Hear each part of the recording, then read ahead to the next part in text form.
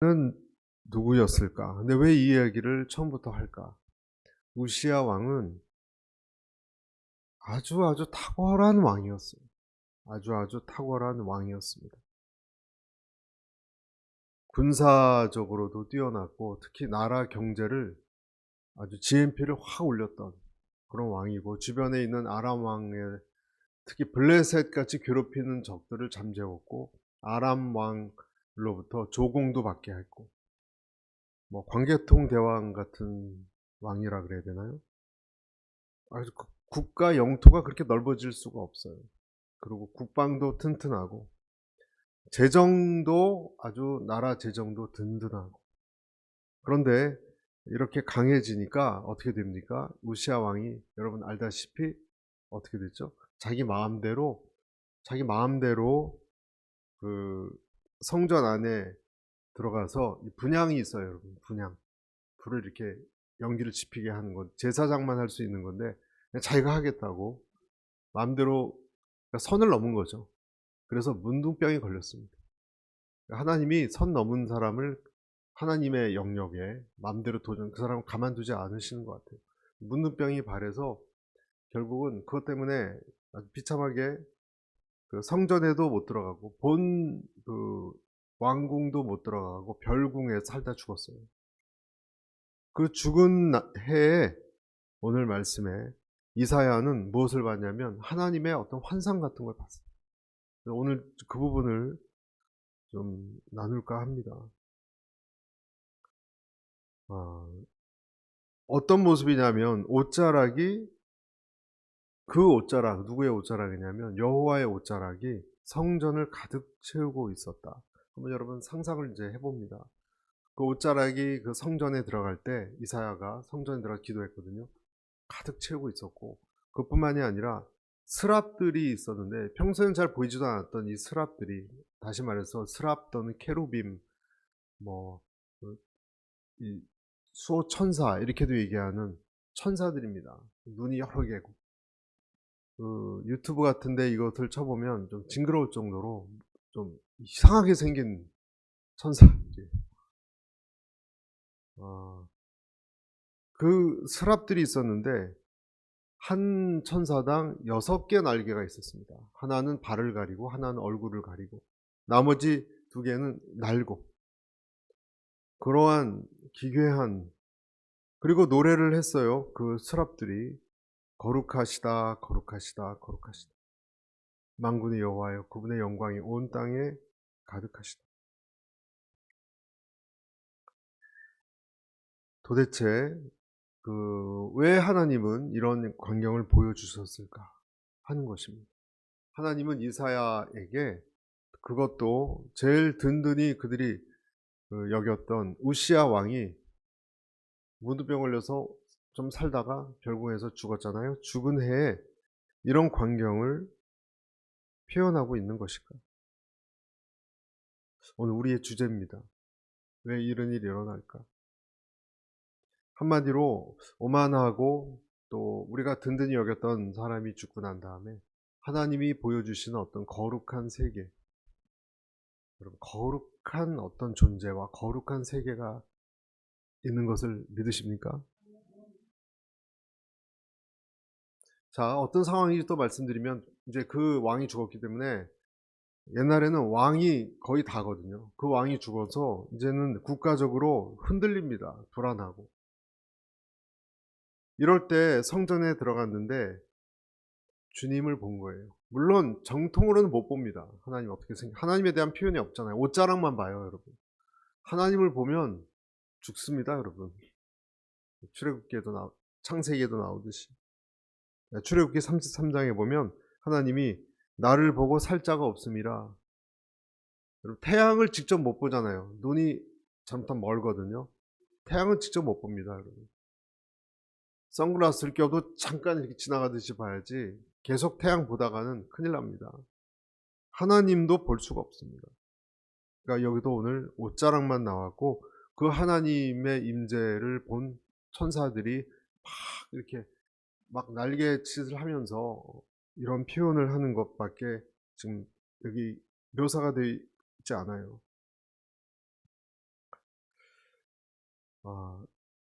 그때 거룩하다 거룩하시다 거룩하시다 만군의 여호와여 그분의 영광이 온 땅에 가득하시다. 그리고 문설주들이 흔들렸고요. 지진 나듯이 성전에 연기가 가득 찼습니다. 연기라 그러면 여러분 느껴지는 바가 있죠. 출애굽할 때도 연기가 있었죠. 그리고 연기는 또 언제 나죠? 제사 드릴 때 납니다. 하나님의 어떤 영광, 임재. 그리고 그때 이제 이사야가 소리 지른 거예요. 난 이제 죽었다. 난 이제 재앙이다. 나같이 더러운 사람들 중에 있는 내가 내 입술도 더럽고 정말 죽게 생겼다. 자, 이사야는 하나님이 여러분 나타났을 때 너무 좋아요. 우시야 왕이 없어져서 우리나라도 이제 앞으로 큰일 났다 생각했는데 하나님이 나타나시니까 너무 안심이에요. 치유의 하나님, 위로의 하나님, 나를 도우신 하나님, 너무 기뻐요. 그렇게 고백 안 했어요, 여러분. 그런 말을 하지 않았습니다. 이제 우리나라가 도울 자가 되니까 안심이다. 그게 아니라 자기가 죽게 됐다고 얘기합니다. 그러니까 거룩하신 하나님 앞에서 자기가 대면하니까 자기가 죄 많은 존재인 것이 갑자기 깨달아졌습니다. 그래서 망하게 됐다라고 얘기하는 것입니다. 자, 왜 그럴까? 여러분. 왜 그러냐면 이것이 하나님을 만날 때 일반적으로 일어나는 죄가 많은 우리가 하나님을 부딪힐 때 일어나는 일이기 때문에 그렇습니다. 앞으로도 여러분 주님을 경험할 때 어떤 일이 일어날지를 약간 염두에 두시면 좋을 것 같고 또 주님을 경험한 분도 조금 이해가 가신 면이 있을 거예요. 왜냐하면은 여러분 이 세상은 슬프고 한계가 많고 죄가 많은 이 세상에 거룩한 분이 경험이 된다는 것은 전혀 우리의 생각과 다른 거예요. 이게 충격적인 거예요. 어떤 면에서. 카도시라고 하는데 이 거룩하다 오늘 카도시는 이 원래 어원의 의미는 이 전혀 별도의 것, 구분되고 분리된 것, 피조물과 완전히 구분된, 듣도 보도 못한 그것이 여러분 거룩이란 뜻입니다. 사실 사람은 거룩을 잘 이해할 수 없어요. 어떤 신적인 어떤 신의 특징이면서 우리의 생각을 다 초월하는 그런 것을 뜻하는 것입니다. 그런데 여러분, 그것이 다행이에요. 여러분, 왜 다행이란 말씀을 드리는가? 사람은 거룩한 분, 나를 초월하는 분을 만나야 됩니다. 만나야 됩니다. 그 전까지는, 왜냐하면 우리는 그 전에는 내 인생의 고뇌, 내 상처, 내 한계, 고독, 죽음, 내 외로움과 허무함 이런 것 이겨낼 수 있습니까, 여러분? 저 이런 것 이겨낸 사람 한 사람도 못 봤어요. 이겨낼 수 없습니다. 그런 면에서 우리의 이런 한계와 별도로 있는 거룩은 이 세상의 것을 넘어서는 어떤 희망이에요. 그런 차원으로 생각해 볼 수 있어요. 내 한계를 넘어서는 어떤 희망이에요. 가능성이에요. 어떤 도움 같은 거예요. 꽉 막혀 있는데 갑갑하게 그것을 넘어서는 거룩한 존재, 그 거룩한 존재가 필요한 것입니다. 그런데 우리가 그 거룩을 정작 만나게 되면 내가 하나님을 어떻게 이해한다 이런 차원이 아니라 완전히 그분에게 압도당합니다. 내가 뭘 느끼고 보고 이전에 내 주도권을 잃어버리고 흡수돼 버립니다. 이것이 임재를 경험하는 사람의 어떤 모습, 일반적인 방식입니다. 이 토저 목사님이라고 유명한 미국의 옛날 분이신데요. 이분은 뭐라고 그러셨냐면 단순히 교리적으로 하나님을 아는 것하고 우리가 공부해서 하나님의 임재의 불에 압도당하는 것은 완전히 차원이 다르다 그랬어요. 여러분, 하나님 믿는 것이 공부해서 믿는 게 아니거든요. 하나님을 경험한 사람이 어떤 것이었는지 뒤따라가면서 정리하는 것이 우리가 공부하는 거지, 원래는 하나님을 만나는 거예요. 그리고 이렇게 하나님을 만날 때 이분은 두 가지의 특징이 일어난다고 얘기합니다. 거룩하신 하나님을 오늘 이사야처럼 만나면 두 가지가 일어나는데, 첫째는 이 세상에 대한 관심이나 어떤 그 가치 이런 것이 줄어들고 사라집니다. 어떨 때 이 세상에 대단해 보였던 것들이 확 줄어들고요, 어떤 것의 가치는 사라집니다. 세상과 철저하게 구별되는 거예요. 그러니까 이 하나님의 이 압도적인 하나님에 대한 경험을 한 사람은요, 어떻게 되냐면 이 세상에 대해서 흥미를 잃어버려요. 옛날만큼. 물론 아직도 있죠. 그런데 옛날만큼 그렇게 목매이지 않아요. 아멘. 네. 흥미를 잃어버린다. 이 세상이 주는 것 그렇게 목말라하고 움켜쥐려고 했는데, 하나님의 임재를 경험하는 순간에 그런 것들이 빛을 잃고, 여러분, 태양을 본 사람이 촛불 갖고 연연하겠습니까? 바다를 본 사람이 수영장 물 갖고 연연하겠습니까? 그런 것과 비슷한 거예요. 이 세상에 발을 딛고 있기 때문에 우리가 이 세상에서 붕 떠다니는 산속 들어가서 사는 그런 사람은 절대 아니지만, 이 세상에 나에게 힘 강요하고 날 끌어당기는 거 있잖아요. 막 내가 휘청휘청거리고 와, 나도 저거 갖고 싶고 뭐 하고 싶고 저렇게 되고 싶고, 그런 것이요, 옛날만큼 나를 끌어당기지 못해요. 그 정도가 아니에요. 이제는 뭐 그 정도면 됐다 하고 어느 정도 내려놓을 수 있어요. 대단한 세상 사람 보면 옛날엔 막, 여러분 어떡하나 그러잖아요. 여러분, 주님을 알고 난 사람은요, 이 세상에서 제일 잘 나간 사람 만나도 그냥 너도 죄인이고 나도 죄인이지, 뭐가 그렇게 대단합니까 인간이.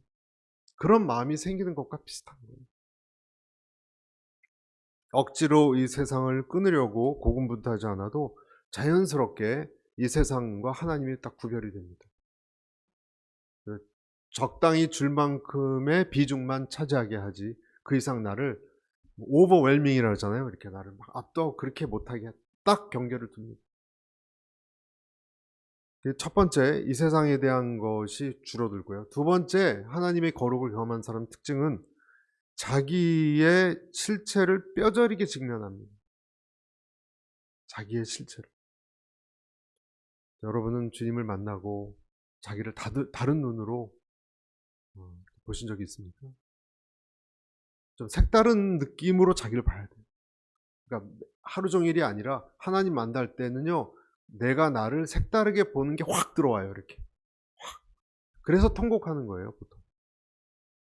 아, 내가 이랬구나. 그런 마음이 그 안경을 쓱 보여주기 때문에 그런 것입니다. 그래서 오늘 화로다 나여 망하게 되었도다.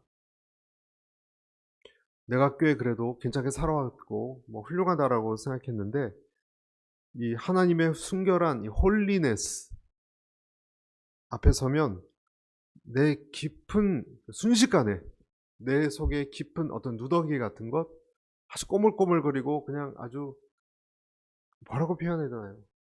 저 같으면 그 안달하는 그 인간적으로 못난 그것이 확 보여요. 이 거룩한 자각이라 그러죠. 그리고 무엇이 보이냐면, 하나님의 일을 하려고 그럴 때 더 그렇습니다. 내가 얼마나 욕심이 많은지가 보여요. 그전에는 그것도 몰랐어요. 그것도 몰랐어요.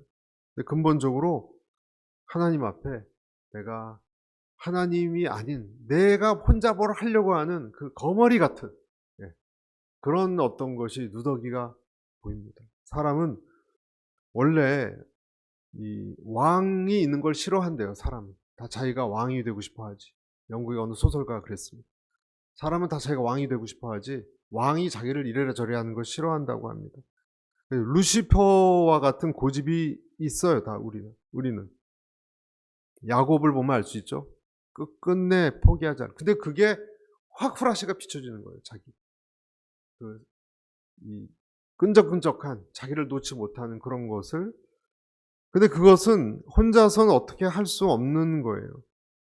그런데 하나님의 임재가 오면 그 갑옷같이 누더기같이 내가 나를 어떻게 끌고 가려고 하는 그 나만의 열심, 그것이 보이기 때문에 그것이 벗겨지면서 진짜 내 안에 하나님이 아닌 우상이 있었구나. 그러니까 우상이 하나님 외에 있었다는 것이 보여요.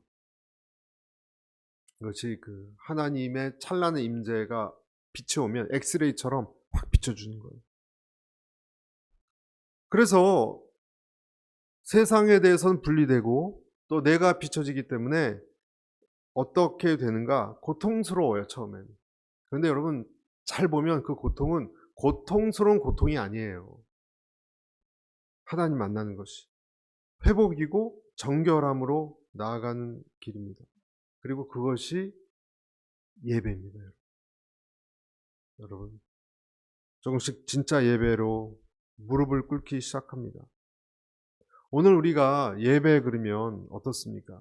사람을 만족시키기 위한 프로그램도 많고 엔터테인먼트로 나아가는 경우도 간혹 있는데 그런 모든 인간적인 것은 이런 하나님의 임재 앞에서는 설 자리를 잃습니다. 그런 것은 다 사실은 사이드적인 거예요.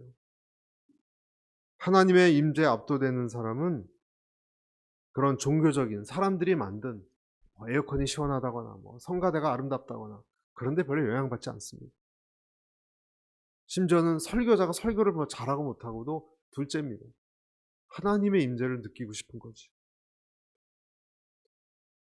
그런 종교적인 것이 아니라 하나님의 거룩한 분에 대한 어떤 그 떨림, 그 예배는요 어떤 면에서는 그래서 떨림이에요. 예배는 거룩한 두려움 같은 거예요. 내 방식으로가 아니라 예배드리다가 하나님의 방식과 조건에 따라서 예배가 드려지는 것. 하나의 음성을 듣고 내가 순종하는 이것이 예배의 진정한 회복이에요. 전 저희 교회가 그런 예배가 늘 드려지기를 축복합니다. 그리고 이런 임재를 여러분 우리가 경험을 해야 이런 하나님의 임재에 압도당해야 내가 가지고 있었던 내 안에 있는 여러 가지 영적으로 꼬인 부분, 오래된 묵은 것들, 인간적으로 도저히 해결이 안 가는 어떤 상처나 이런 것이 스르르 빗장 같아요. 다 내가 못 풀어요, 여러분. 그러니까 풀 수 있습니까, 여러분? 네? 우리는 끈도 이렇게 누가 끈 푸는 거 30분 걸린 것도 경우도 있어요. 안 풀려요, 여러분. 잘라야지 그냥. 그런데 그런 것이 녹아버리고 풀리는 경우가 있어요. 그런 것은 사람이 해결할 수 있는 것이 아니라 하나님이 만지셔야만 하는 것이기 때문에 그런 것입니다. 견고한 진이라고 말하죠, 이런 것을. 하나님을 대적하는 높아진 모든 것을 무너뜨리고 이런 말씀이 있잖아요. 하나님의 임재가 올 때 내 그것이 아까 깊은 곳이 보이고 내 우상이 들춰지면 그동안 그것과 관련해서 꼬여있고 연결되어 있고 안 풀려있던 사실 우리의 성격과 내 행불행을 좌지우지하는 것이 그런 것일 경우가 많습니다. 그것이 풀립니다. 영적 권세로만 풀 수 있고 끊을 수 있는 것이 있어요. 인간적으로는 안 되고요. 여러분 영적 권세로만 끊을 수 있는 것이 있어요. 견고한 진, 우리 안에 있는 옛날에 이 의미는 그 싸움을 할 때 고대 전쟁에서 요새 같은 겁니다. 우리 마음이 그런 요새같이 아주 강하게 절대로 놓지 않는 꽉 쥐고 있는 걸 한두 개씩은 있어요, 여러분. 이거 무너뜨리면 난 죽는다. 그런 것이 있어요. 이것이 하나님의 세력에 사로잡혀야 됩니다. 이것은 언제 사로잡히냐? 하나님의 임재에 압도당할 때 가능합니다. 외부로부터 이 거룩의 손이 들어와야 돼요. 어떤 사람이 아주 성공해야 되겠다는 강박관념으로 잠도 못 자고 그런 게 생기면 잠을 못 자나 봐요, 여러분. 불안증과 강박관념이 있었어요. 왜냐하면 남편이 사업하다가 완전히 실패했거든요. 그래서 먹고 사는 거, 생계에 대한 두려움이 들어와 버렸어요, 그분에게. 그러니까 불안증으로 두려움이 들어오면요, 이 강박관념 생깁니다. 안 그러면 죽을 것 같으니까. 그때 이분이 거룩한 분을 만났는데 환경이 바뀐 게 아니고요. 이분이 기도하다가 이 거룩한 분을 그 강박관념 있는 사람이 만났어요. 내면을 불로 만지셨다 그래요. 임재가 자기가 기도하던 방을 가득 채웠던 것을 경험을 했습니다. 그리고 내가 너를 안다, 나는 너를 기뻐한다. 이 음성을 들었어요. 그리고 그 순간에 단번에 우울증, 불면증이 없어져 버렸대요. 이 사람이 누구냐면 여러분, 본죽 아시죠? 본죽 창업주예요. 본죽 아시죠? LA도 있더라고요, 본죽. 최복이 이사장 이분의 간증에 나와요. 이사야와 같이 여러분, 오늘 이런 하나님의 임재 앞에서 자기 문제는 아무것도 아닌 게 되어버리고 마음에 참된 평온이 깃드는 것은 홀리한 것은 두려움이 있지만 제가 말씀드렸듯이 내 속에 있는 어떤 것이 들춰지고 그리고 풀리는 역사가 있기 때문에 뭐가 오냐면 저를 따라서 기쁨이 와요. 아멘. 그러니까 두려움이 기쁨과 같이 와요. 이게 하나님의 거룩의 임재의 특징입니다. 경외함 속에서 은혜가 와요. 두려운데 동시에 은혜가 와요. 이게 가능한가요? 예, 가능합니다. 절대로 이 하나님의 이 fear of God은 공포스러운 그런 두려움이 아니에요. 그러나 역시 떨림이에요. 그런데 그 안에 은혜가 있어요. 시편에 보면 이렇게 되어 있습니다. 112편 1절에 할렐루야 여호와를 경외하며 그의 계명을 크게 즐거워하는 자는 복이 있다. 둘 다 있죠, 여러분? 경외가 있고 즐거움이 있습니다. 이것은 이 세상 사람들이 모르는 어떤 거예요. 그리고 이것이 크리스찬들에게 있을 때 이 세상을 이길 수 있는 원동력이에요. 사실 이것이. 하나님을 두려워하지만 하나님이 압도하는 것이 내가 세상에 두려워하는 것을 압도해요.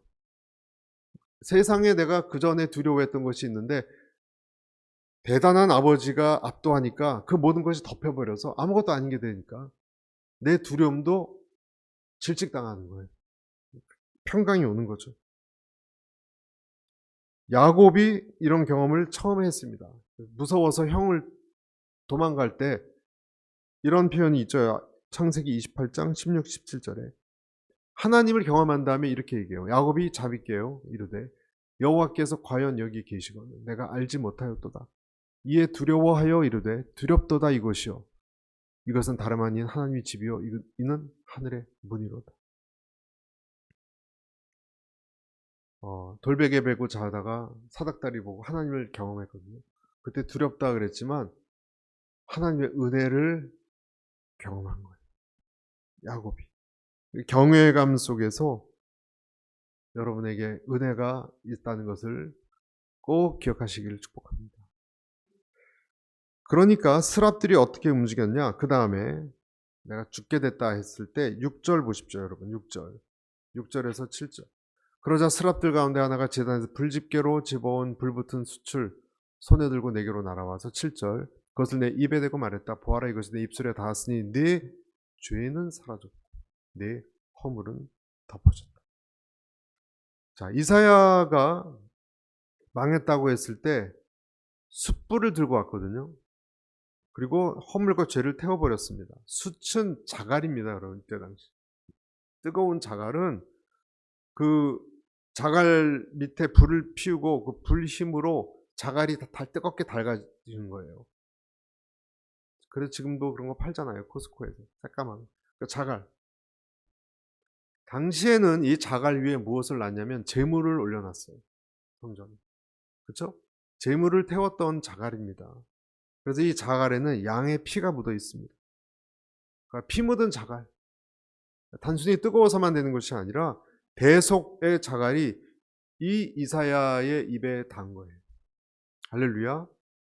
예수 그리스도의 보혈이 묻은 자갈이 입술에 닿아서 그가 사함을 받는 것입니다. 그러니까 거룩의 순간에 우리가 하나님에 속한 사람이라면 순식간에 예수의 피가 우리를 사해줘서 우리는 죽을 자가 아니라 하나님께 받아들여진 자가 되는 거예요.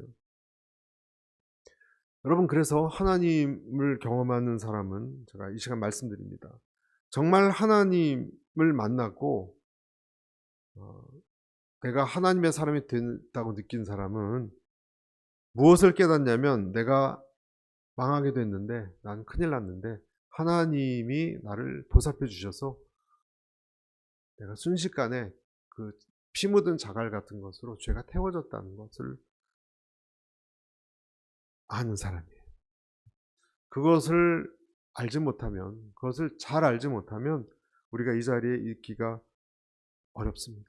그리고 그것을 경험한 사람에게 곧바로 나오는 반응은 나는 하나님의 것이다.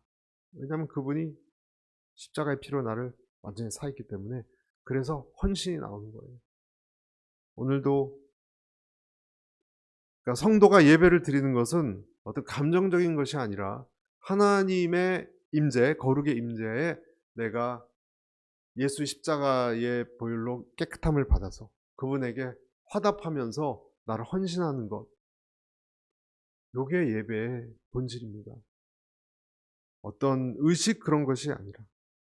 하나님은 오늘 그렇게 얘기하셨잖아요. 8절 한번 보실까요? 마지막 8절입니다. 같이 읽을까? 시작. 그리고 내 주께서 말씀하시는 음성을 들었다. 그분이 말씀하셨다. 내가 누구를 보낼까? 누가 우리를 위해서 갈까? 그래서 내가 말했다. 제가 여기 있습니다.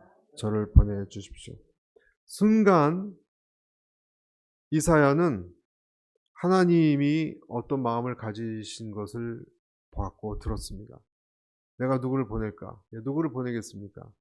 마음이 하나님 앞에 사함받은 사람이죠. 그리고 이 하나님을 경험한 사람이죠. 하나님의 이런 마음을 드는 거예요. 너는 너 자신을 나에게 줄 수 있겠느냐? 하나님 만난 사람에게 하나님이 요구하십니다. 너는 상하고 잃어버린 자들에게 나에 대해서 설명해 줄 수 있겠느냐? 그리고 너는 그렇게 내 자녀로 살아갈 수 있겠느냐? 네가 나를 드릴 수 있겠느냐? 이 뜻은 나의 자녀답게 살아갈 수 있겠느냐? 그 뜻이고, 네가 만나는 자들에게 그냥 평범하게 너의 삶과 네가 만난 하나님을 이야기해 줄 수 있겠느냐? 아멘. 그렇게 하겠습니다라고 반응하는 사람이 이사야고, 하나님을 경험한, 진짜 하나님 경험했다면 자기를 드리게 돼 있습니다. 드리게 돼 있습니다.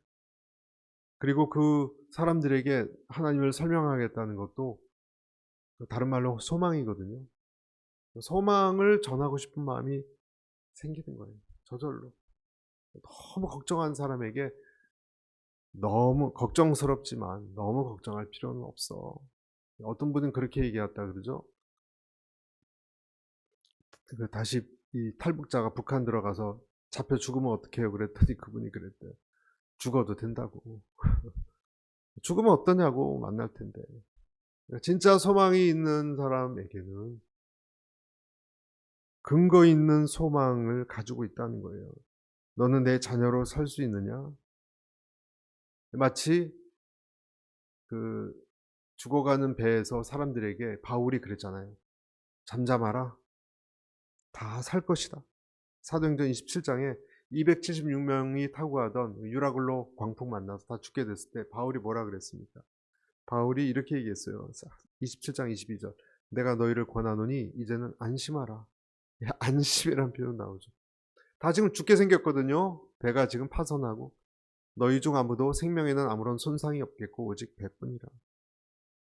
여러분, 바울이 막연하게 걱정하지 말라고 얘기한 것이 아니에요. 바울은 음성을 들었어요. 무슨 음성이냐면 내가 너를 바로 그 가이사한테까지 보낼 거니까 그때까지 너의 같이 식구들 다 갈 거다. 그 얘기 들었으니까 아는 거예요. 그 음성을 천사로부터 들어서 사람들이 막 죽겠다 막 울고 불고 눈물 짜고 그럴 때 아유, 너무 그러지 마시라고.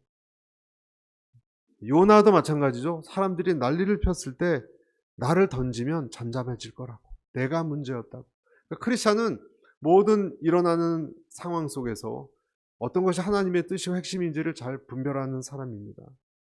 이 폭풍 만난 것이 사실은 너희들 잘못이 아니라 나 때문이고 내가 던져서 물고기 뱃속 들어갔다가 하나님께서 3일 만에 나올 것을 알았기 때문에 요나는 몰랐겠죠.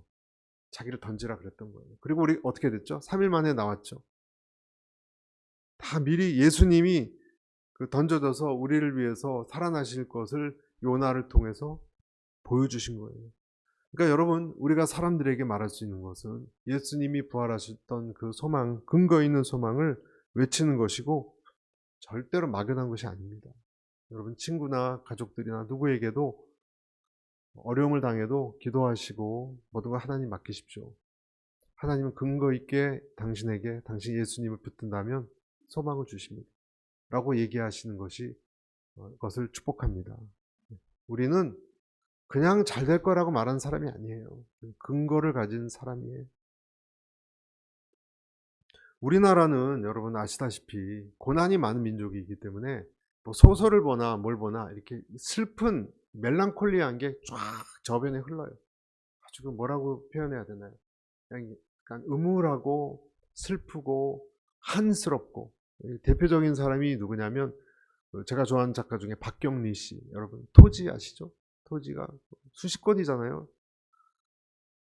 그 박경리 씨 개인도 참 험악한 인생을 살았어요. 남편이 먼저 죽고 독립운동하다 아들 죽고. 그 토지를 쓴 박경리 씨가 말년에 하나님을 만난 거 아십니까? 그분이 이렇게 얘기했어요. 물론 카톨릭 쪽이지만 내 영혼이 의지할 곳 없어 한간을 떠돌고 있을 때, 갈밭을 헤맬 때, 생사를 넘나드는 미친 바람 속을 질주하며 울부짖을 때 하나님은 나를 바라보고 있었다. 진작 하나님께 다가가지 못한 자기를 위대한 여성 작가 박경리 씨가 책망했답니다. 덩쿨을 헤치고 맨발로라도 하나님 곁으로 갔어야 했는데, 이 고백이에요. 그리고 이런 19절을 하나 남겼어요. 당신께서는 언제나 바늘구멍만큼 열어주셨습니다. 그렇지 않았다면 어떻게 살았겠습니까?